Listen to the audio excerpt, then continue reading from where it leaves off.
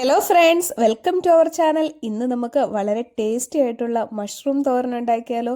അപ്പോൾ അതിന് വേണ്ടിയിട്ട് ഞാനൊരു പാക്കറ്റ് കൂൺ വാങ്ങിയിട്ടുണ്ട്. അപ്പോൾ ദേ ഈ കൂണാട്ടോ വാങ്ങിയിട്ടുള്ളത്.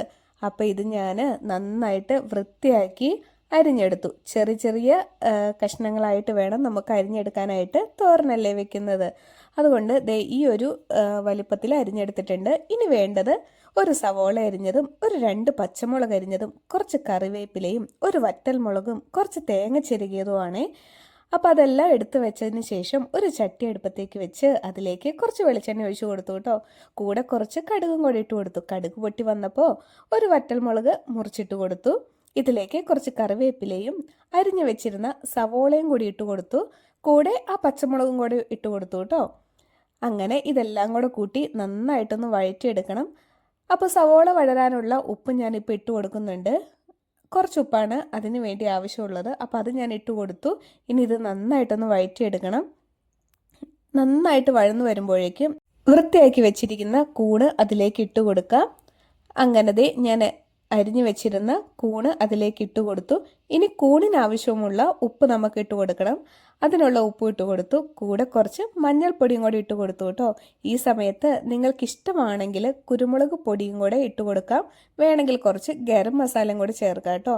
ഞാനത് രണ്ടും ഉപയോഗിച്ചിട്ടില്ല. എനിക്കെന്തോ അതിൻ്റെ ഒരു ടേസ്റ്റ് ഇഷ്ടമല്ലാത്തത് കൊണ്ട്, കൂടിൻ്റെ കൂടെ ആ ഒരു രുചി ഇഷ്ടമില്ലാത്തത് കൊണ്ട് കുരുമുളക് പൊടിയും ഗരം മസാലയും ഇട്ട് കൊടുത്തിട്ടില്ല കേട്ടോ. അപ്പോൾ അതെല്ലാം മഞ്ഞൾപ്പൊടി ഉപ്പും കൂടി ഇട്ട് കൊടുത്ത് നന്നായിട്ടൊന്ന് വേവിക്കാനായിട്ട് വെച്ചു. വെള്ളമൊന്നും ഒഴിക്കേണ്ട ആവശ്യമില്ല, മൂടി തന്നെ വെച്ചിരിക്കണം. അപ്പോൾ അത് നന്നായിട്ട് വെന്ത് വന്നപ്പോഴേക്കും അതിലേക്ക് തേങ്ങ ചിരിക്കൽ ഇട്ട് കൊടുത്തു കേട്ടോ. കൂടെ കുറച്ച് കറിവേപ്പിലയും കൂടി ഇട്ട് കൊടുത്തു. ഇനി ഇതൊന്നും കൂടി ഒന്ന് നന്നായിട്ടൊന്ന് ഇളക്കി കൊടുത്ത് ഒന്ന് ആവി കയറ്റിയെടുക്കണം. കാരണം നമ്മുടെ തേങ്ങ ചിരകിയിട്ടത് ഒന്ന് ആവി കയറണമല്ലോ, ഒന്ന് വെന്ത് കിട്ടണമല്ലോ, അതുകൊണ്ടാണ്. അപ്പോൾ അത് ഒന്നും കൂടി ഒന്ന് മൂടി വെച്ചു. കൂണിന് വലിയ വേവൊന്നുമില്ല, പെട്ടെന്ന് തന്നെ വെന്ത് കിട്ടും കേട്ടോ. അപ്പോൾ അത് നന്നായിട്ട് ആവി കയറി വന്നിട്ടുണ്ട്. അപ്പോൾ അത് നന്നായിട്ട് വെന്തു കേട്ടോ. കൂണും വെന്തു, എല്ലാം നന്നായിട്ട് വെന്ത് വന്നിട്ടുണ്ട്. ഇനി ഇത് നമുക്ക് നന്നായിട്ടൊന്ന് ഇളക്കി കൊടുക്കണം കുറച്ച് നേരം. എന്നാലേ നന്നായിട്ട് അത് ഉലർന്നു വരത്തുള്ളൂ. നമ്മുടെ വെള്ളമയം ഒക്കെ മാറണം. വെള്ളമൊന്നും ഒഴിച്ചല്ല നമ്മൾ വേവിച്ചത്, എന്നാലും കൂണിൽ ഒരു വെള്ളമുണ്ട്. അതിൽ നിന്ന് തന്നെ വെള്ളം ഇറങ്ങി വേവുകയാണ് ചെയ്യുന്നത്. അപ്പം നന്നായിട്ട് ഇളക്കി കൊടുത്തോണ്ടിരിക്കണം. അങ്ങനത്തെ ശരിക്കും കൂണ് ഉലർന്നു വന്നിട്ടുണ്ട്. വെള്ളമെല്ലാം പറ്റി നല്ല സെറ്റായിട്ട് വന്നിട്ടുണ്ട് കേട്ടോ. ഇത് നോക്കിക്കേ. അപ്പോൾ നമ്മുടെ കൂൺ തോരൻ റെഡി ആയിട്ടുണ്ട്. പുതിയൊരു വീഡിയോയുമായി വീണ്ടും കാണാവേ.